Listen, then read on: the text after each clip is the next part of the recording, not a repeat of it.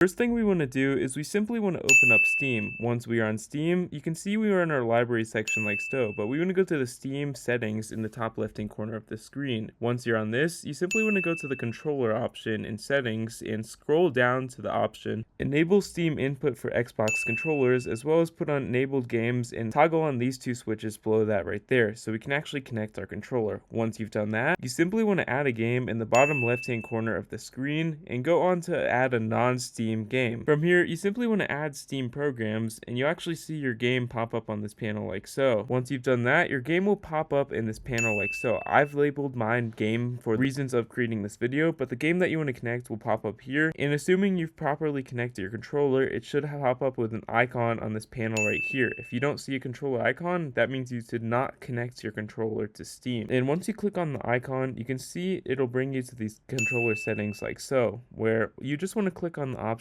called gamepad right here. And as you can see, we've simply connected our controller right here, where you can actually change any of the settings for the controller if you would like to. Once you've applied your layout, you simply want to go back and you've successfully connected your controller